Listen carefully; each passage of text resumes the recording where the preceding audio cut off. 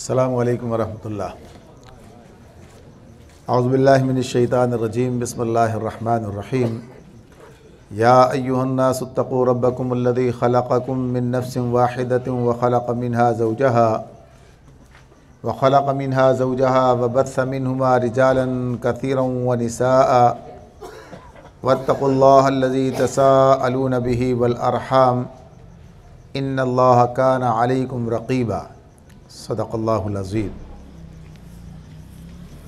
सूरह निसा की पहली आयत है।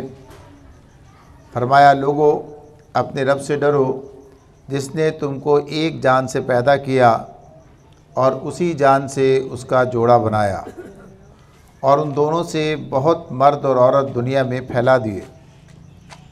उस अल्लाह से डरो जिसका वास्ता देकर तुम एक दूसरे से अपना हक़ मांगते हो और रिश्ता व क़राबत के ताल्लुक़ात को बिगाड़ने से परहेज़ करो। यकीन जानो कि अल्लाह तुम पर निगरानी कर रहा है। ये तर्जुमा है इस आयत का जिस पर तिलावत की गई है। उन्वान जैसा कि आपने देखा है दर्स के हवाले से, मशरक़ी पाकिस्तान के तनाज़ुर में कुछ बात करने की कोशिश है। कुरान की हर बात हमारे लिए रहनुमाई है और कुरान से इस्तिफ़ादे का तरीक़ा यही है कि उसकी रोशनी में अपनी ज़िंदगी को देखा जाए और उससे मामलात मसाइल में रहनुमाई ली जाए। कुरान एक ज़िंदा किताब है जो हमें मुकम्मल तौर पर रहनुमाई अता करती है।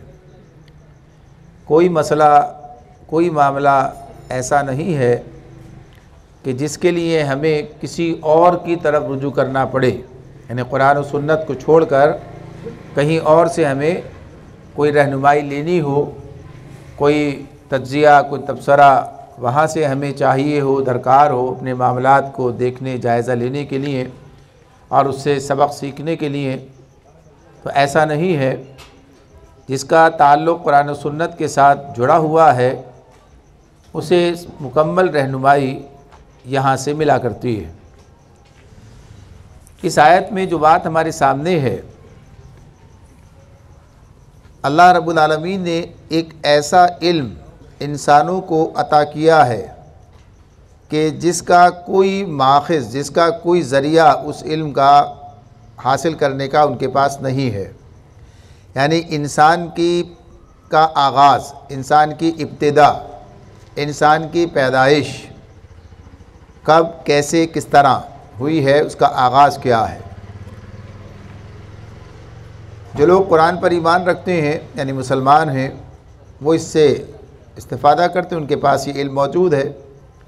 और जो लोग कुरान पर ईमान नहीं रखते, इस ज़रिया इल्म को, इससे इस्तिफ़ादा नहीं करते, तो उनके पास इस बात का कोई जवाब नहीं है।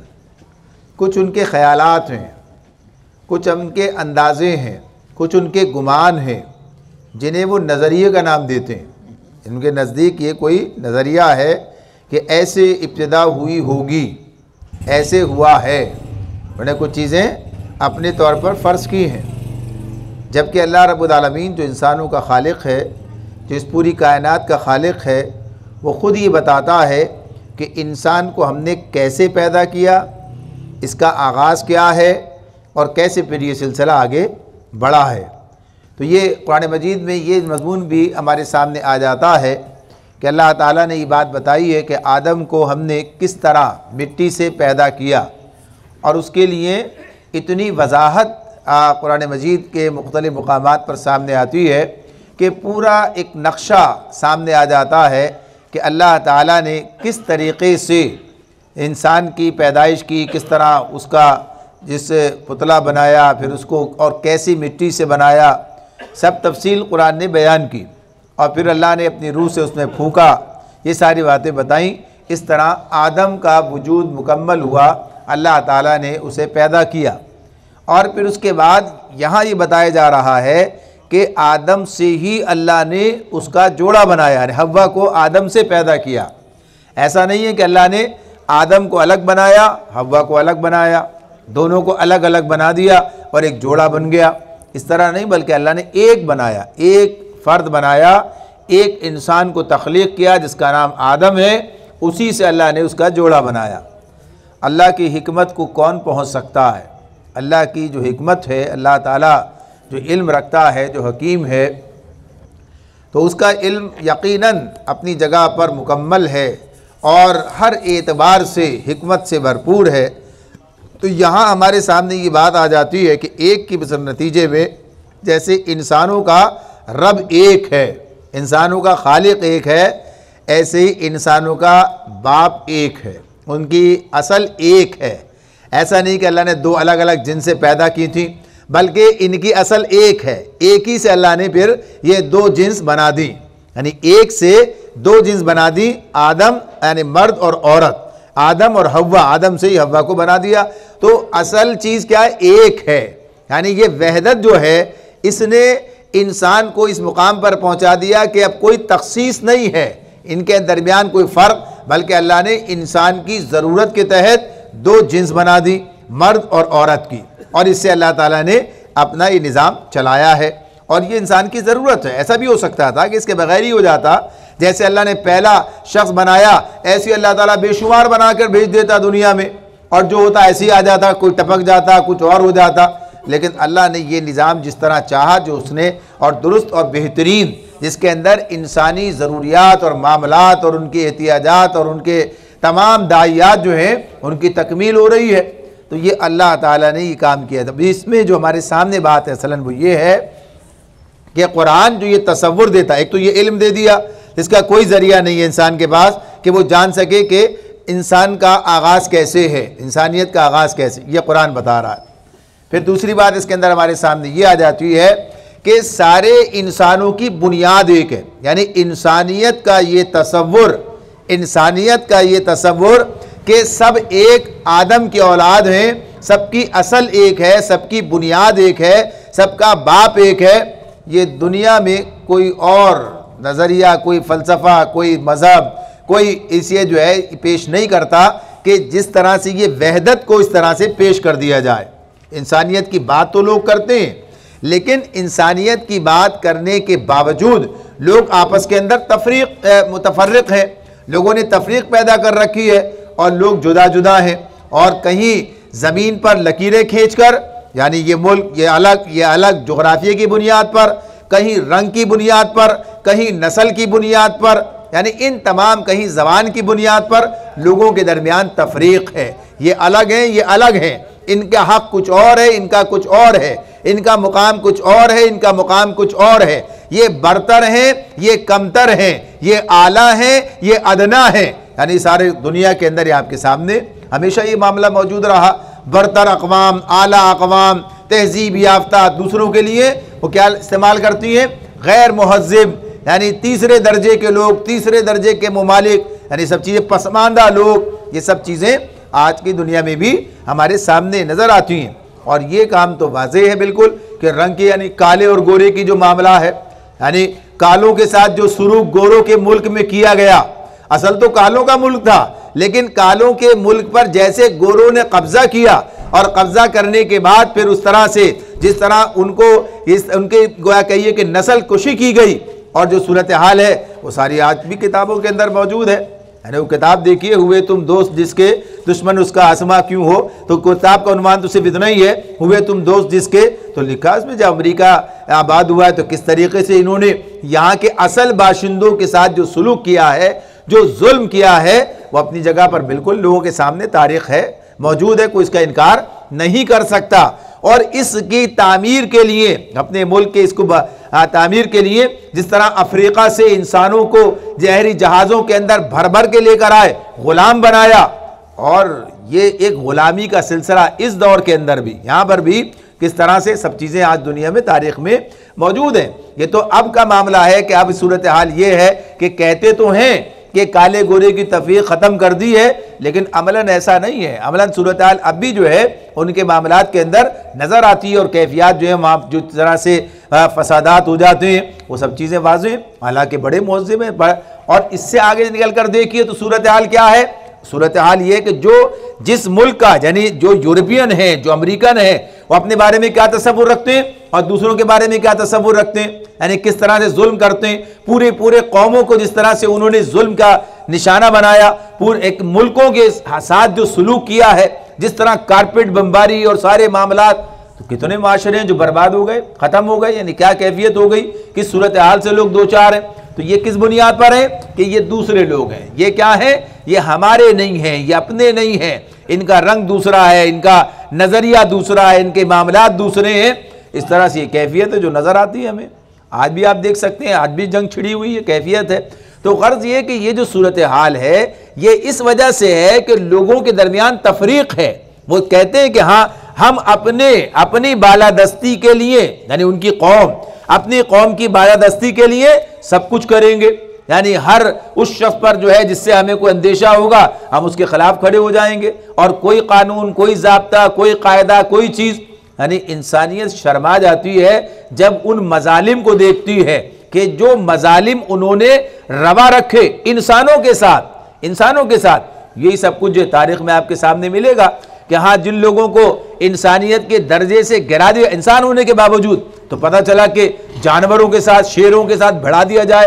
वो रूम के अंदर वो सूरत क्या है, वो ओपन एयर थिएटर जिसके अंदर जिस तरीके से कैदियों के साथ सलूक किया जाता, जो जुल्म होता, तो ये सारे मामलात जो हैं ये इंसानों की दुनिया में है। और किस वजह से हैं कि इंसानियत का जो तसव्वुर उन्होंने अपने जहन में बसाया वो दुरुस्त नहीं था।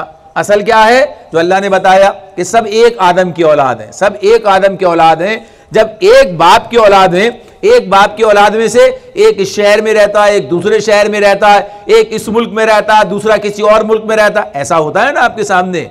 लेकिन रहते क्या हैं, सब भाई हैं। सबका मामला क्या है, इस एतबार से एक बाप की औलाद है तो उनके दरमियान कोई फर्क नहीं होता। तो ये इंसान का जो सिलसिला आगे बढ़ा है तो उसी तरह से ये सब बने हैं। ये अल्लाह रब्बुल आलमीन ने सूरह हुजरात में इस बात को वाज़ेह किया, आयत 13 में तो कहा है वहाँ भी, या अय्युहन नास, ए इंसानों हमने तुम्हें पैदा किया है एक मर्द और एक औरत से, और फिर तुम्हारे शुअबम व कबाइल, हमने तुम्हारे कबीले बना दिए, कौमें बना दी, किस लिए, लितारफू, ताकि तुम एक दूसरे को पहचानो, यानी तारुफ का जरिया बन जाए। ये तुम्हारे लिए जो है एक दूसरे को जानने पहचानने का जरिया बन जाए। वरना असल चीज़ क्या है, असल ही बताया, इन्ना अकरमकुम इंदल्लाहि अतकाकुम, तुम्हारे अल्लाह के नज़दीक तुम्हारे अंदर सबसे इज्जत वाला वो है जो ज़्यादा अल्लाह से डरने वाला है। यानी ज़्यादा जो है मुफीद है लोगों के लिए, इंसानियत के लिए, नेक है, उसके अंदर खैर है, खूबी है, तो अल्लाह के नज़दीक बात हो रही है। तो जो अल्लाह के नज़दीक है वो इंसानों के नज़दीक भी होना चाहिए, उसी की बात है ये। तो बहरहाल दुनिया के अंदर जो मामला है अमलन कुछ और है, मगर इस्लाम ये तसव्वुर देता। यानी हमारा मामला क्या हो गया, हमारा मामला ये हो गया कि हम ये तस्लीम करते हैं, दुनिया के सामने ये बात रखते और बताते हैं कि इंसानियत की बुनियाद क्या है और सारे इंसानों के लिए जो हुकूक इस्लाम ने दे रखे हैं, यानी मसावियाना इंसान होने की बुनियाद पर, वो सबके लिए मौजूद है। यानी किसी को किसी से ज़िंदगी का हक छीना नहीं जाएगा बग़ैर किसी जुर्म के। और जुर्म का तयन भी किया इस्लाम ने कि किस जुर्म की क्या सज़ा है, क्या नतीजा है। ऐसा नहीं है कि जो मेरे खिलाफ कोई बात हो गई, जो मुझे पसंद ना आया, जो मेरे मफाद के मामले खिलाफ हो गया, अब जो चाहा मैंने कर डाला, तो ऐसा नहीं है। बल्कि इंसानियत के एतबार से जो जराइम का मामला है, अगर ये तो पूरा इस्लामी एक फ़लसफ़ा है, पूरे नज़रियात, पूरा उसको हम देखते हैं कि ताज़ीरात क्या हैं पूरा इस्लाम के अंदर, तो वो उसी बुनियाद पर हैं कि जो इस इंसानियत के ख़िलाफ़ जराइम है, जो माशरे को बर्बाद कर देने वाली चीज़ें हैं, जो इंसानियत के तारो पौध बिखार देने वाले हैं, उन पर जो है ये कानून का ज़ाब्ता इत्तलाक़ होता है और सब पर बराबर से होता है। ऐसा नहीं है कि ये अपने इनके साथ नहीं होगा, ये दूसरे इनके साथ होगा, बल्कि वहाँ तो नबी अकरम सल्लल्लाहु अलैहि वसल्लम की वो बात एक मिसाल बनकर पूरी दुनिया के लिए हमेशा के लिए मौजूद है कि आपने फरमाया, अगर मोहम्मद सल्लल्लाहु अलैहि वसल्लम, अगर मोहम्मद की बेटी फातिमा भी चोरी करती तो मैं उसके भी हाथ काट देता। ऐसा नहीं है कि गुलाम के कटेंगे, आज़ाद के नहीं कटेंगे, किसी कमतर कबीले के कटेंगे और बरतर के नहीं कटेंगे। यहाँ तो ये बता दिया कि अगर नबी अकरम सल्लल्लाहु अलैहि वसल्लम अपनी ज़ात के बारे में कहते हैं कि उसकी बेटी भी अगर ये काम करेगी तो उसका नतीजा यही निकलेगा। तो ये इसी एतबार से बात है, इसी के कि इस्लाम यही उसूल, ज़ाब्ता और कायदा देता है और इसमें कोई तफरीक नहीं करता। तो ये पहली बुनियाद है, पहली बुनियाद है कि हम तो सारी दुनिया, सारी इंसानियत की बात करते हैं, और अगर दुनिया में अमन आ सकता है, अगर दुनिया में अदल कायम हो सकता है, अगर दुनिया से इस्तेसाल का और लोगों को जिस तरीके से उनको इस तरह से तबकात में तकसीम करने का जो मामला है, यानी उनका इस्तेसाल का जो मामला है, तबकाती निज़ाम का जो खात्मा है, अगर हो सकता है तो इस्लाम के इसी ज़ाब्ते के तहत हो सकता है, इसी कायदे के तहत हो सकता है जो इस्लाम ने मुकर्रर किया, जो इस्लाम ने मुकर्रर किया। तो ये एक बुनियादी बात है। तो आज तो मौजू हमारा दूसरा है, तो इस पर इतनी ही बात करके आगे बढ़ते हैं। और फिर आगे जो बात हमारे सामने आती है वो ये कि अल्लाह रब्बुल आलमीन ने इंसानों के दरमियान एक तफरीक की है, इंसानों के दरमियान एक फ़र्क किया है, उनके दरमियान एक तकसीम है। और वो तकसीम क्या है? सूरह तगाबुन की आयत 2 में अल्लाह ताला फरमाते हैं, हुवल्लज़ी खलक़कुम, वही यानी वो अल्लाह, वो तुम्हारा खालिक, यानी एक अल्लाह खालिक है। ज़ाहिर है खालिक ही बताएगा, जिसने पैदा किया है उसी को ये हक पहुंचता है कि वो इंसानों के दरमियान कोई डाइवर्जन, कोई तकसीम, कोई बात, कोई इसके दरमियान ऊंच नीच, ये सारे वो बताए क्या है, क्या दुरुस्त है, क्या गलत है। तो इस मामले में अल्लाह ताला फरमाते हैं वो उसने तुम्हें पैदा किया, फमिनकुम काफिरुम व मिनकुम मोमिन, अब तुम में से कोई काफिर है और कोई मोमिन है। ये तफरीक है। कौन सी तफरीक है? ये तफरीक कि अब कोई अपने खालिक को पहचानता है, उस पर ईमान लाता है, उसके बताए हुए उसूल, कायदे, ज़ाब्ते, तरीक़े, यानी उस दीन इस्लाम को कबूल कर लेता है, मोमिन कहलाता है। ये एक है। और दूसरी तरफ कौन से लोग हैं? जो इसका इनकार करते हैं, जो अपने खालिक और अपने मालिक को नहीं पहचानते, जो उसके दिए हुए ज़ाब्ते की खिलाफ वर्जी करते हैं, जो इसके मुकाबिल और दीगर चीज़ें लेकर आते हैं, जो सारे निज़ाम बातिल होंगे, जो सारे के सारे जुल्म और ज़्यादती पर मबनी होंगे। तो गोया ये तकसीम है जो अल्लाह रब्बुल आलमीन ने की है। अब इसकी इस तकसीम की बुनियाद क्या है? तस्लीम करना या इनकार करना, यानी जो इंसान के इख्तियार की बात है, जो इंसान के इख्तियार की बात है कि चाहे तो माने चाहे तो ना माने। चूंकि दुनिया में इंसान की आजमाइश हो रही है, इसलिए अल्लाह ने आज़ादी दे रखी है। अब जो चाहे रहमान का जो है पैगंबर बन जाए, उसकी बात को आगे लेके चलने वाला बन जाए, और जो चाहे शैतान के पीछे चला जाए। तो पहले एक तकसीम है जो इंसान की अल्लाह ने यहाँ पर किया, बताया कि अब तुम में से कोई काफिर है, कोई मोमिन है। यानी ये है जिसे हम दूसरे अल्फाज मानों में दो कौमी नज़रिया कहते हैं। दो कौमें दुनिया के अंदर पाई जाती हैं अल्लाह के नज़दीक, अल्लाह के नज़दीक, एक उम्मत मुस्लिमा और एक मिल्लत कुफ्र, यानी जो ये दो आमने साथ दो हैं। ये इसमें ऐसा नहीं है कि मिल्लत कुफ्र को कोई पाबंदी है कि वो मिल्लत इस्लाम में दाखिल नहीं हो सकती। जब चाहे जो चाहे ईमान कबूल करे और इसके अंदर आ जाए, उसके बराबर के मुसावियाना वैसे ही हुकूक होंगे जैसा कि दूसरे लोगों के पहले से है। तो ये बात अपनी जगह पर कि इंसानों को आज़ादी है, अब भी आज़ादी है, उन्होंने खुद इख्तियार किया है ये। यानी कोई ईमान लाता है आज़ाद मर्जी से लाता है, कोई कुफ्र इख्तियार करता है आज़ाद मर्जी से करता है, कोई पाबंदी उस पर नहीं है, कोई जबर उस पर नहीं है। तो ये तकसीम किसकी है? खुद इंसानों ने खुद तकसीम किया अपने आप को। इंसानों ने, अल्लाह ने तो एक हकीकत बता दी कि अल्लाह ने सारे इंसानों को ऐसे ही पैदा, ऐसा नहीं है कि अल्लाह ने किसी को पैदा ही काफिर किया, अल्लाह ने किसी को पैदा ही मुसलमान किया, ऐसा नहीं है।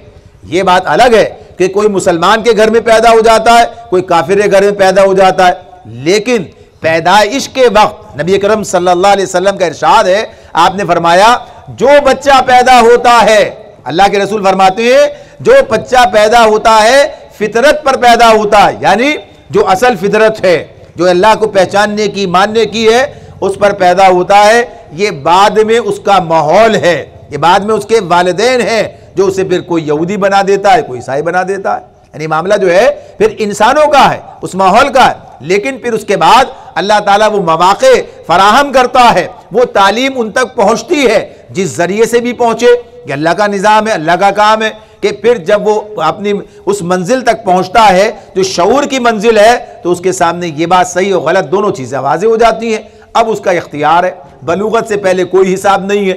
अगर कोई बलूगत से पहले मर गया काफिर होने के बावजूद, यानी घर में पैदा होने के बाद उसी पर रहते हुए, तो मामला कुछ नहीं है उसका। जब शऊर की मंजिल हासिल कर ली, जब बलूगत के हद को पहुंच गया, तो अब उसका इम्तहान है कि सही और गलत दोनों को पहचाने, इसको सही को इख्तियार करे।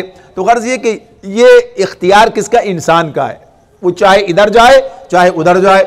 नबी अकरम सल्लल्लाहु अलैहि वसल्लम जब मक्के में लोगों को दीन की तालीम की तरफ बुला रहे हैं, सारा माशरा मुशरिक है, सारा माशरा।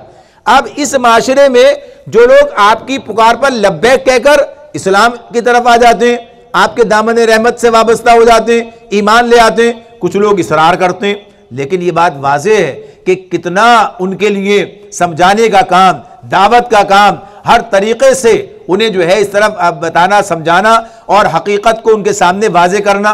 तो अब अगर कोई काफिर रहा, अगर कोई मुशरिक रहा, तो अपनी आज़ाद मर्जी से रहा, ज़बरदस्ती तो नहीं थी। अल्लाह ने तो उसे काफिर पैदा नहीं किया था, अल्लाह ने तो उसे जैसे जिसको जैसे कहा फितरत पर पैदा होता है, अब अपनी फितरत खुद इंसान बिगाड़ता है। तो गर्ज ये कि उस वक्त जब अल्लाह का उस रसूल के सामने मामला था, उस बात वाज़ेह हमारे सामने। अब उसके बाद कैसे होता है, ये अल्लाह का निज़ाम है, कैसे किस तक हुज्जत तमाम होती है, पहुँचती है।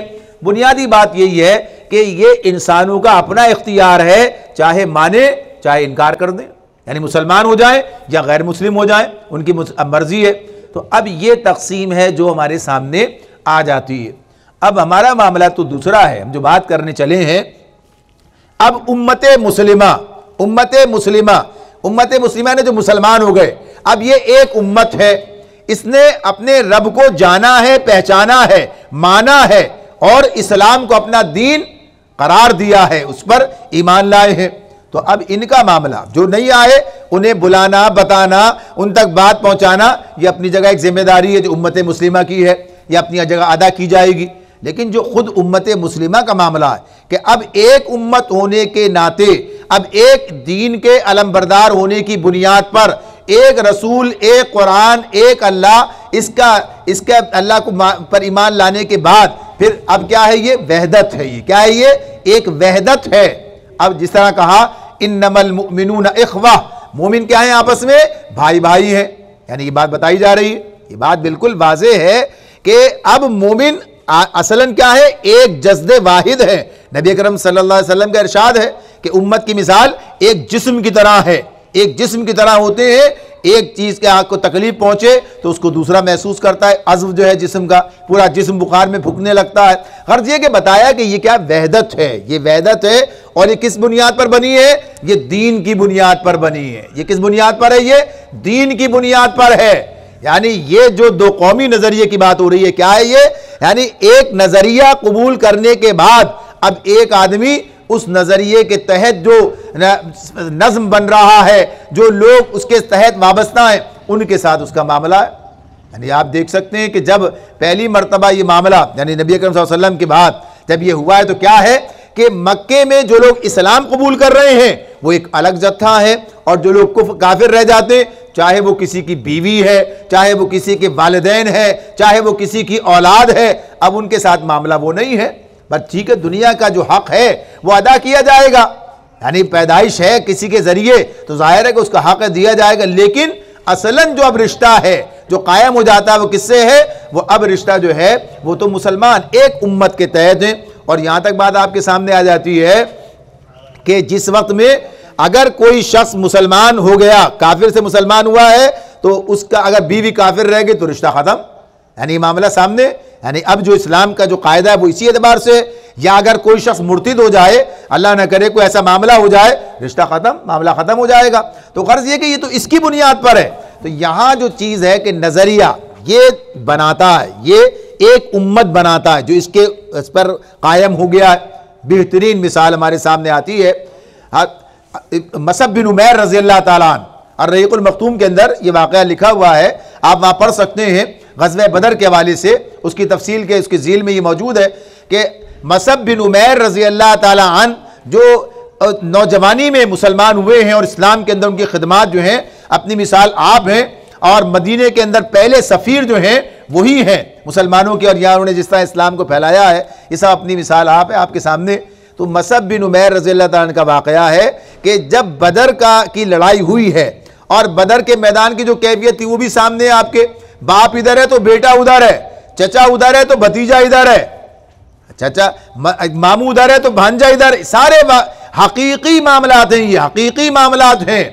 अब्बास रज़ियल्लाहु ताला जो बाद में मुसलमान हैं वो उधर उनकी तरफ से आए हैं और नबी अकरम सल्लल्लाहु अलैहि वसल्लम भतीजे इधर यहाँ मौजूद हैं, यानी इस तरह से बात है ये। और दीगर का मामला है, अबू बकर सिद्दीक़ रज़ियल्लाहु ताला यहाँ बाप है, उधर बेटा अब्दुर्रहमान बाद में मुसलमान हुए, उधर बदर की तरफ उनकी तरफ से आए हैं, तो ये आमने सामने यानी दो कौमी नजरिया भी, ये एक मुसलमानों का मामला, एक कौम, ये एक दूसरे के मद्दे मुकाबिल है, जान देने और लेने का मामला सामने है, यानी ये क़िताल का मैदान है ये। तो यहाँ ये कैफियत है, इस तरह से ये एक अलग सिलसिला। तो इसी में मसअब बिन उमैर रज़ियल्लाहु अन्हु का मामला सामने आता है कि जब जंग थम गई है उस वक्त में ये गुजर रहे हैं तो देखते हैं कि इनके भाई अबू अजीज़ उन्हें एक अंसारी जो है वो बांध रहा है, उनके हाथ बांध रहा है, गिरफ्तार हो गए हैं कैदी की हैसियत से। तो कहा कि इसे ज़रा अच्छी तरह रखना, बांधना, इससे अपने हाथ मजबूत करना, यानी इसकी माँ जो है ज़्यादा फिदिया दे सकती है, लिहाजा इसके ज़रिए से यानी इसे कैद किया है, तो अब इससे अपनी ज़रूरत पूरी करना, अपने जो है इसको मजबूत करना अपने हाथ को। तो भाई कहता है तुम कहते हो, यानी तुम्हारी ये राय मेरे भाई होने के बावजूद, यानी गोया क्या कह रहा है, भाई है तो ये बात, तो उस वक्त उनकी बात समझ के कह देते हैं कि इस वक्त मेरा भाई ये अंसारी है, यानी अब हक़ व बातिल का मार्का है, इस मार्के के अंदर अब मैं इस्लाम के साथ हूं, लिहाजा अभी तो इस्लाम के खिलाफ लड़ने के लिए आया था, इस्लाम को मिटाने के लिए आया था, लिहाजा अब यहाँ ये मामला नहीं चलेगा जो क़िताल के मैदान में इस्लाम के बिलमुकाबिल आया है, यानी कोई और लड़ाई नहीं थी, इस्लाम का मामला था। लिहाजा ये मामला क्या है, ये किसी जायदाद का मसला नहीं था कि हराम लड़ाई होती, ये तो इस्लाम की बका का और इस्लाम को मिटाने जो आए थे उनका मामला था। तो इस एतबार से अब इधर जो है दुश्मनी का मामला, इस एतबार से तो कह देते हैं, तो ये एक अलग अलग सिलसिला उम्मत का मामला ये बनता है। और जहाँ अल्हम्दुलिल्लाह हम सब एक उम्मत हैं, हमारा मामला इस एतबार से, लेकिन जो सूरत हाल है, जिस सूरत हाल से हम गुजर रहे हैं उसकी कैफियत क्या है, आज हमें ये भाईचारा नजर नहीं आता है, आज हमें भाईचारा नजर नहीं आता। आज हमारे दिल आपस में फटे हुए हैं, आज हमारी जो कैफियत है वो सबके सामने है। यानी ये मामला सिर्फ इतना नहीं है, ये मामला कि एक शहर के लोग, एक सूबे के लोग या एक जो है मुल्क के लोग, उम्मत मुस्लिमा तो पूरी उम्मत मुस्लिमा है, सारे के सारे उम्मत मुस्लिमा है, लेकिन या तो घरों तक के हालात ऐसे ही हैं, या तो घरों के अंदर हालात ऐसे हैं कि वहां भी दिल फटे हुए हैं, मामलात जो हैं कोई मयारी नहीं है, ये कैफियत है। और सब की बुनियाद क्या है, सब की बुनियाद क्या है, बुनियाद एक ही है, बुनियाद एक ही है, और बुनियाद ये है इस्लाम से दूरी, इस्लाम से दूरी और दुनिया परस्ती के नतीजे में हुकूक की जंग। यानी ये मामला जो है इस एतबार से हमारे सामने आता है, इस एतबार से हमारे सामने आता है, और उसकी बुनियाद यही है इस्लाम से दूरी। चाहे जितना आप इसके बारे में सोचें, गौर करें, आप देखिए नबी अकरम सल्लल्लाहु अलैहि वसल्लम की आमद से पहले, यानी इस्लाम से पहले यसरब का जो हाल था, जो बाद में मदीनतुन नबी बन गया, कि यसरब का हाल ये है कि ओसो खजरज दो ही कबीले हैं, वहां पर बड़े कबीले जो हैं ओसो खजरज हैं, लेकिन आपस में ऐसी दुश्मनी है कि एक दूसरे को मिटा देने पर तुले हुए हैं और बड़ा नुकसान किया है आपस की जंग के अंदर। ये सूरत हाल हुई है, यानी एक दूसरे के खून के प्यासे हैं। इसी में जब इस्लाम की नेमत से बहरावर हुए, इस्लाम की नेमत से सरफराज हो गए, उसके बाद की सूरत हाल क्या है, अब ये आपस में किस तरीके से इनके बाहिमी मोहब्बत, बाहिमी भाईचारे की जो बात है वो अपनी मिसाल आप है। यानी अंसार का मामला खुद जो है, यूसु खजरज के जो लोग हैं ये आपस में किस तरह से शीरो शकर हो गए, यानी जैसे दूध के अंदर, शीर दूध के अंदर शकर पता नहीं चलती, एक यकजान हो जाता है, जैसे कहते हैं ये दो काली यकजान। तो इस एतबार से है दो चीजें, शीरो शकर, यानी अब जो है ये एक हो गए और अब ये एक मिल्लत है, एक उम्मत है, यानी मामला चलो एक शहर के रहने वाले थे, एक शहर के रहने वाले थे, लेकिन ये जो बुला के लाए वहां से, ये जो खुद गए थे बैत उक़बा सानिया में, खुद गए थे जाकर और नबी अकरम सल्लल्लाहु अलैहि वसल्लम को दावत दी थी। और आपको दावत देने का मतलब सारे मुसलमानों को दावत देना था कि अब जहां जहां अरब में मुसलमान मौजूद हैं वो सारे के सारे यसरब आ जाएं, सारे के सारे यसरब आ जाएं। तो मक्के से भी सब लोग आ गए, मक्के से भी आ गए, हबशा जो हिजरत कर गए थे वो भी मक्के आ गए, और जहां कहीं कोई मुसलमान होता वो मक्के वो माफ कीजिए मदीने आ गए, सब मदीने चले आ रहे हैं। मक्के से लोग मदीने आ गए, हबशा गए थे जो लोग वो भी मदीने आ गए, जहां जहां इधर उधर लोग मुसलमान हैं मदीने आ रहे हैं। हिजरत जो मैयार बन गई है, कहा है कि हिजरत करके आना है, लाजिम करार पाई है, ईमान की अलामत करार पा रही है, उसकी पहचान है। तो गर्ज ये कि ये हो रहा है। लेकिन कोई शहर कोई बहुत बड़ा नहीं, शहर का कहना, शहर भी कहना उसे आज के हिसाब से तो कस्बा भी कहना मुश्किल है। कस्बा कहना भी यानी यसरब का जो हिस्सा जो शहर है उस वक्त का जो कस्बा और जो आबादी है जो वहाँ का वो जगह है, तो इस एतबार से वहाँ पर सबको दावत, सब आ गए। और आने के बाद जिस तरीके से नबी अकरम सल्लल्लाहु अलैहि वसल्लम ने उस मसले को यानी आबादी का जो मामला पैदा हुआ है उसे हल करने के लिए आपने जो मुआखात कायम की है, एक अंसारी को एक मुहाजिर का भाई बना दिया, यानी आपने मुआखात कायम कर दी है। लेकिन यहाँ कोई झगड़ा नहीं है, कोई मामला नहीं है। अब ये इतने लोग आए हैं, जगह का मसला भी पैदा होगा, वसाइल का मसला भी पैदा होगा, कोई बहुत बड़ा मामला नहीं है कि हर तरफ से दौलत की रेल पेल है, पता ही नहीं चलेगा कुछ भी। लेकिन यहाँ तो मामला ये है सब कुछ करने के लिए तैयार हैं। क्यों तैयार हैं, क्या वजह है, कुर्बानी देने के लिए क्यों तैयार हैं, ईसार करने के लिए क्यों तैयार हैं, ये जो गोया कहिए कि बांटने के लिए तैयार हैं, यानी बांट दिया जाए, हमारे दरमियान तकसीम कर दिया जाए, एक दूसरे को देने के लिए तैयार है हर वक्त। इसकी वजह क्या है, बुनियाद क्या है? एक ही बुनियाद है, एक ही बुनियाद है कि अपने मकसद को पहचान कर, अपने मकसद को जानकर, यानी इस्लाम को पहचान कर, मानकर, अल्लाह को राजी करने के जज्बे से उसके दीन की सरबुलंदी के लिए अब इसीलिए जीना मरना है। अब ये हुकूक क्या चीज़ होते हैं, ये मामलात क्या होते हैं, कमी ज़्यादती क्या होती है, यानी ज़िंदगी में जो दुश्वारियाँ हैं, जो आसानियाँ हैं, इसके अंदर जो आसाइशें हैं, जो मुश्किलात हैं, सब ज़िंदगी के साथ हैं। यानी अब ईमान उस दर्जे में चला गया है, अब ईमान उस मुकाम पर चला गया है कि ये बात मालूम है कि जो मेरा हिस्सा है वो मुझ तक पहुँचेगा, जो मेरा मामला है। और अगर किसी मामले में अगर कोई इसार होगा, कुर्बानी होगी, अगर किसी मामले में दीन की खातिर, मुसलमान की खातिर, इस्लाम की खातिर कोई कुर्बानी दी जाएगी, उसका अजर अल्लाह के पास है, बदला दुनिया में भी देगा, आखिरत में भी देगा। यानी एक जज्बा, एक मिसाल है हमारे सामने। ये आप देखते हैं कोई मसला कहीं पैदा नहीं हुआ। और किस तरीके से वही मदीना के जिसने इस तरह इसार और कुर्बानी की मिसाल बना, वो कितना बड़ा, यानी कितनी बड़ी दुनिया, कितनी बड़ी मुमलिकत थी दुनिया के अंदर, उसका दारुल खिलाफा वही रहा, यानी खिलाफत राशिदा सारी वहाँ रही। तो गर्ज ये कि ये बुनियाद है। और जब ये ख़त्म होता है, इस्लाम से रिश्ता कमज़ोर हो जाता है, मकसद पर से नज़र हट जाती है, तो अब हर आदमी दुनिया के हवाले से नापना शुरू करता है, दुनिया के हवाले से नापना शुरू करता है। मेरा कहने का मकसद ये कतन नहीं है कि कोई जुल्म करे और कोई जुल्म सहे, ये मकसद नहीं है। मकसद असल में ये कि ये जुल्म करने का मामला भी उसी वक्त पैदा होता है, उसी वक्त पैदा होता है जब इस्लाम सामने नहीं रहता, जब वो असल बुनियाद बनकर मौजूद नहीं होता, जब वो ख़त्म होने लगता है, जब उसकी बुनियाद माशरे के अंदर मौजूद नहीं रहती है, तो फिर ये सारे मसाइल पैदा होते हैं, फिर सारे मामलात आगे चलते हैं, फिर हुकूक की जंग होती है, फिर इस्तेसाल का मामला होता है, फिर तबकात का मसला पैदा होता है। लेकिन जहाँ वो इस्लाम जिसकी बात अभी हम कर रहे थे कि वो पूरे सारे इंसानों की बात करता है, एक तरफ वो इस्लाम की मसावात की बात करता है, एक आदम की औलाद कह के पुकारता है और कहता है सब एक ही बाप की औलाद है, या एक मर्द और औरत से पैदा किया और तुम्हारे दरमियान बेहतर वो जो ज़्यादा मुत्तकी है। तो खर्च ये एक तरफ तो ये सूरत हाल है, और उसके बाद फिर मजीद ये कि मुसलमान उम्मत मुस्लिमा सब मुस्लिम होने के बाद, यानी दो कौमी नज़रिया, जो बात अर्ज कर रहा था मैं भी आपसे, यानी सिर्फ पाकिस्तान इस बुनियाद पे नहीं बना है, यानी ये तो शुरू से मौजूद है। ये शुरू से ये बात जो है इस तरह से हमारे सामने आ रही है कि अल्लाह रब्बुल आलमीन ने खुद ये बात बता दी है कि दो हैं, फमिनकुम काफिरुन वमिनकुम मोमिन, तो एक जत्थाबंदी ईमान की बुनियाद पर होगी, कुफ्र तो अपनी जगह पर रहे, जो कुछ होगा वो उसका अल्लाह से ताल्लुक़ ही नहीं। अल्लाह का ताल्लुक़ तो मुसलमानों से है।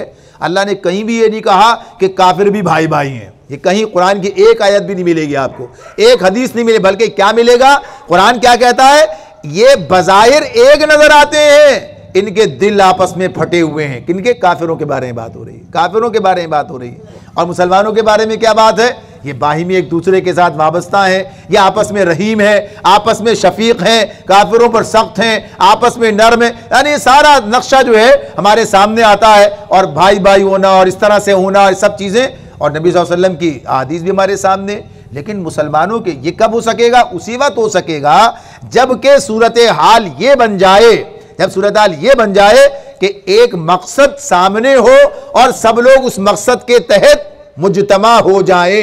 जब मुजतमा हो जाए, जैसे पाकिस्तान जब बन रहा था, तो सूरत हाल ये थी कि जिन इलाकों में बनना था वाज़ेह था, यानी मुतालबा क्या था कि जहां अक्सरियत है मुसलमानों की, जहां अक्सरियत है वहां पर अलग मुल्क बना दिया जाए, ये बात थी।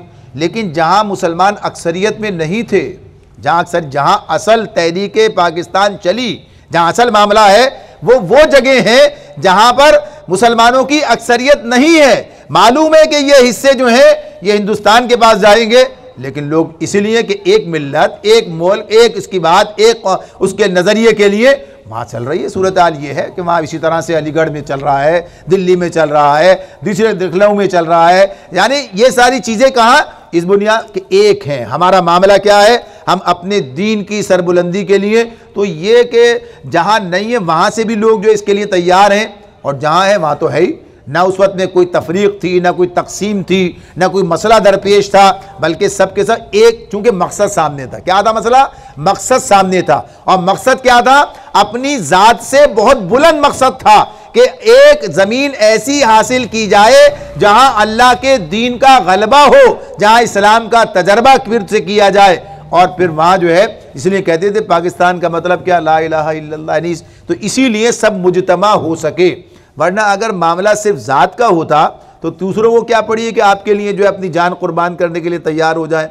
इसलिए कि जाहिर है कि आप अपने लिए जंग लड़ रहे हैं, हम अपनी जो है उसकी सर्वाइव करने की जंग लड़ रहे हैं, हम अपने आप को कैसे बरकरार रख सकेंगे यहाँ रहते हुए। तो ये मामला इस तरह था ही नहीं।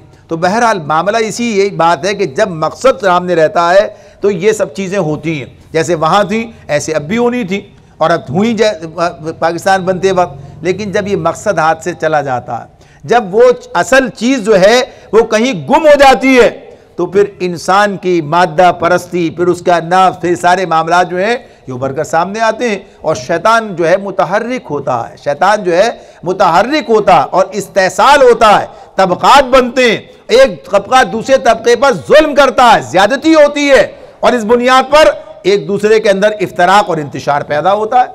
यही तो दास्तान है, यानी साने मशरक़ी पाकिस्तान की दास्तान क्या है? यही दास्तान है कि ये जो हुकूक के मसाइल हैं, ये जो जिम्मेदारियों का नहीं है मामला, इस्लाम का जो मिजाज है, आप देख लीजिए, पूरी इस्लाम की तारीख पढ़ लीजिए। जब जब इस्लाम पूरी तरह से लोगों के अंदर मौजूद रहा, वाकई मुस्लिम रहे, वाकई जो है इस्लामी मुआशरे बने, यानी जब भी है तो वहां पर आप जब देखेंगे तो वहां क्या चीज है, वहां इसार है, कुर्बानी है, वहां हुकूक की जंग कोई नहीं है। वहां कोई मामला आपको ऐसा नहीं मिलेगा। वहां लोग जो है देने के लिए तैयार है, मांगने के लिए, छीनने के लिए, ये मसाइल वहां पर नहीं है। इसलिए कि इस्लाम यही सबक सिखाता है, इस्लाम के साथ वाबस्ता होने का नतीजा यही होता है। और जाहिर है कि जब मिजाज ये बन जाए, जब मिजाज ये बन जाए कि लोग इस तरीके से इस्लाम के इस खातिर जो है इस्लाम पर अमल पैरा होकर इसार और कुर्बानी के रास्ते पर चले, तो आपस में ही तो करेंगे। ये मसला तो यहाँ तसव्वुर से बाहर हो जाएगी बात कि कोई किसी का इस्तेसाल करे, कोई किसी को नुकसान पहुंचाए, कोई किसी का हक मार खाए। और अगर कभी ऐसा हो भी जाए तो दूसरा फरीक क्या है, वो इस मामले के अंदर खुद इसार और कुर्बानी के रास्ते को इख्तियार करेगा। खुद इस रास्ते पे चलेगा और मुसलमानों के दरमियान उनको फाड़ना, उनको तकसीम करना, उनके दरमियान जो है किसी किस्म का इफ्तराक पैदा कर देना, ये किसी भी तरह से काबिल कबूल नहीं होगा, किसी भी तरह से काबिल कबूल नहीं होगा। जितने भी तज्जिए किए जाए, जितनी भी बातें की जाएं, सबका असल देखिए एक ही निकलेगा कि ये सारी वजूहात क्या हैं, उधर भी इधर भी, यानी हर फरीक के मामले में आपको ये बात मिलेगी कि इस्लाम अब उनका तरजीह अव्वल वाली बात नहीं थी। यानी इस्लाम की जितना उनके ज़िंदगी में था, जितना माशरे के अंदर था और जितना आज है, आज की बात भी हमारे सामने, आज जो कैफियत है, हालांकि सूरत हाल ये है, सूरत हाल ये है, आज हमारे मसाइल की बुनियाद क्या है, आज हमारे मसाइल की जड़ क्या है, नाइंसाफ़ी का निज़ाम है, जुल्म का निज़ाम है, इस्तेहसाल का निज़ाम है। और इसका हल क्या है? इस्लाम का निज़ाम अदल, इसका निफाज इसका हल है। लेकिन हम इसी गले सड़े बोसीदा निज़ाम में रहते हुए आपस में सर फुटव्वल करते रहेंगे, एक दूसरे के गिरेबान पर हाथ डालते रहेंगे, मेरा हक, और वो नहीं मिलेगा। इसलिए कि तो निज़ामी इस्तेहसाल का है, जिसके हाथ ताकत है वो इस्तेहसाल कर रहा है, जिसको मौका मिल रहा है वो बदउनवानी कर रहा है। खुद शहर के अंदर दे, ऐसा नहीं कि वो लोग बाहर से आगे करेंगे। जब इस्तेहसाल का मिजाज बनेगा, जब बदउनवानी का मिजाज बनेगा, तो जिसके पास ताकत होगी वही इस्तेहसाल करेगा, चाहे मुकाम पर हो, चाहे घर के अंदर हो, घर के अंदर हो, बड़ा भाई छोटे भाई का इस्तेहसाल करना शुरू कर देगा। वहां पर जो मामलात इसी एतबार से सामने आ जाएंगे, जब खुदा खौफी रुखसत हो जाएगी, मामलात खत्म हो जाएंगे। इसीलिए तो इसी को कहते हैं कि जो ऐसे माशरे होते हैं वो क्या है, जिसकी लाठी उसकी भैंस, ये वो माशरा बन रहा है। तो इसका इलाज क्या है? इसका इलाज एक ही है, इसका इलाज एक ही है। आइंदा भी अगर ऐसे हादसात से, ऐसे सानेहात से बचना चाहते हैं, तारीख किस लिए होती है? तारीख सबक सीखने के लिए होती है। यानी ये बात जो है कि हम आहिस्ता आहिस्ता इस वक्त को बुलाते जा रहे हैं, अब नहीं होता इतना जिक्र इस बात का कि हाँ 16 दिसंबर आया और चला गया, ठीक है, एक वाकया था, हो गया, मामला खत्म, क्या, लेकिन सबक तो सीखने की, ऐसा क्यों हुआ आइंदा ना होने पाए। आज भी लोग कह देते हैं मशरकी पाकिस्तान जैसे हालात पैदा हो रहे हैं, ऐसा हो रहा, भाई इसका हल क्या है? इसका हल क्या? इसका हल इसी एतबार से, अच्छा तुम ज्यादती कर रहे हो लिहाजा इसलिए ऐसा पैदा हो रहा है कि हम भी दूसरी तरफ ये सोचने पर मजबूर हो रहे हैं। हालांकि जो असल मामला है वो क्या है? असल मामला यही है कि इस्तेहसाली निज़ाम में, इस निज़ाम के अंदर जो जुल्म का निज़ाम है, इसमें यही सिलसिला आगे चलता रहेगा। इसका इलाज क्या है? एक ही इसका इलाज वाहिद है कि इस्लाम का निज़ाम अदल कायम किया जाए। इस इस्लाम के निज़ाम अदल को कायम करने का नतीजा क्या निकलेगा? एक तरफ जिम्मेदारी अदा होगी, सबसे बड़ी बात, एक तरफ अल्लाह की तरफ से जो जिम्मेदारी हम पर आयद होती है वो जिम्मेदारी अदा होगी, और दूसरी तरफ क्या होगा? जिंदगी आसान हो जाएगी, जिंदगी आसान हो जाएगी। जब जुल्म का निज़ाम खत्म होगा, जब अदल का निज़ाम आ जाएगा, जब एहसान का निज़ाम आ जाएगा, जब लोगों के दरमियान वो मोहब्बत पैदा हो जाएगी जो इस्लाम का खासा है, जो इस्लाम का नतीजा है, तो उसके नतीजे में सूरत हाल बदल जाएगी। माशरे वही मेयार के मेयारी माशरे जो हैं वो सामने आ जाएंगे। ये इसका हाल है, वरना तो तजर्बे करते जाइए, करते करते यहाँ तक पहुँचे हैं, ये सूरत हाल है। तो इस सूरत हाल में किसी बेहतरी की कोई गुंजाइश नहीं, बल्कि मजीद सानेहात के अंदेशे वो हमारे साथ लगे हुए हैं, मौजूद हैं। इसी वजह से कि हमने अपने मसले का हल समझने के बावजूद, समझने, किसी एक आदमी कोई भी इनकार नहीं करेगा, कहीं भी आप चले जाइए और पूछिए कि साहब ये मामला, हाँ वैसे तो ये ठीक है लेकिन ये होगा कैसे, और ये तो मुमकिन ही नहीं है, और ये कैसे, और देखिए साहब पहले तो मसला ये है, पहले मसला ये, इस पहले का जो मामला है इसे भी हल करना पड़ेगा, इसे भी हल करना पड़ेगा। नबी अकरम सल्लल्लाहु अलैहि वसल्लम का उस माशरे में किरदार देखिए, सहाबा का किरदार देखिए, कौन सा मसला है जो उस दौर के अंदर मौजूद नहीं है। यानी गुलामी का मसला मौजूद है, या ये सारे हुकूक की जो तल्फ करने का मामला है, ये जो जुल्म का मामला, सब मौजूद हैं, सब अपनी जगह पर हैं। लेकिन आपने किसी के खिलाफ कोई जिद्दोजहद, कोई तहरीक, कोई मसला, कोई हुकूक का जंग, कुछ नहीं है। आपने सिर्फ तौहीद की दावत को पेश किया और इसकी बुनियाद पर अल्लाह की हाकिमियत का मुतालबा किया कि अल्लाह की हाकिमियत, ला इलाहा इल्लल्लाह, अल्लाह के सिवा कोई माबूद नहीं, मुहम्मदुर रसूलुल्लाह, और मोहम्मद सल्लल्लाहु अलैहि वसल्लम अल्लाह के रसूल हैं, नुमाइंदे, वो जो निज़ाम देंगे वो चलेगा। यानी इसका, और जब ये आ गया तो क्या हुआ, कोई मसला नहीं, सारी चीज़ें ख़त्म हो गई, वो ग़ुलामी भी ख़त्म हो गई, वो इस्तेसाल भी ख़त्म हो गया, वो जुल्म का निज़ाम भी ख़त्म हो गया, वो बच्चियों को कत्ल करना भी ख़त्म हो गया, वो इस हद से ज़ायद निकाह जो वो ख़त्म हो गए, वो फाशी बेहया, यानी कौन सा मसला है जो बाकी रहा, सारे मसले हल हो गए, सारे मामला ठीक हो गए। तो आज भी ऐसा ही होगा, आज भी कुछ और बात नहीं है, ये वही दीन है, ये वही निज़ाम है, वही रब है, वही दुनिया है, और वैसे ही इंसान है जैसे कल थे वैसे ही आज भी, और वही हमारी जिम्मेदारी है, वही हमारी जिम्मेदारी है कि हम अपनी जिम्मेदारी की तरफ पलटें, वरना दुनिया में ये अल्लाह के अजाब की एक शक्ल है कि अल्लाह ताला फरमाते हैं, सूरह अल-अनाम में मजमून है कि अल्लाह के जो अजाब होते हैं उसमें से एक ये भी है कि तुम्हें आपस में तकसीम करके एक को दूसरे की ताकत का मज़ा चखा दे, यानी तसादुम, यानी इसके अंदर ये जो चीज़ें हैं, ये कैफियत क्या है, ये भी अल्लाह के अजाब की शक्ल है। तो अल्लाह के अजाब से पनाह मांगते हुए और इस रास्ते पर जो मसले का हल है, जो कल भी हमारे मसाइल की बुनियाद यही निज़ाम था, इसको तर्क करके इस्लाम के निज़ाम अदल की तरफ आना, जिसके अंदर कोई इस्तेहसाल नहीं है, जिसके अंदर कोई तबकाती निज़ाम नहीं है, जिसके अंदर किसी के साथ जुल्म और ज़्यादती नहीं है, जो निज़ाम अदल है, मसावात है, हक़ का अलमबरदार है, तो इसका नतीजा सिर्फ हमारी ज़िंदगी में बेहतरी नहीं है, आखिरत जन्नत भी, और उसी के साथ साथ पूरी दुनिया के लिए एक नवेद, पूरी दुनिया के लिए एक मिसाल जो हमारी जिम्मेदारी है कि हम अदा कर सकेंगे।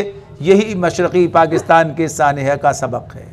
बाकी तो जिसको चाहे इल्ज़ाम देते रहिए, कहते रहिए, लेकिन सबकी तय में असल मसले यही नज़र आएगा। अल्लाह रब्बुल आलमीन हमें समझने और मसाइल और हालात का सही तज्ज़िया करने, गलतियों से बचने और दुरुस्त रास्ता इख्तियार करने की तौफ़ीक़ अता फ़रमाए। व आख़िरु दावाना अनिल हम्दुलिल्लाहि रब्बिल आलमीन।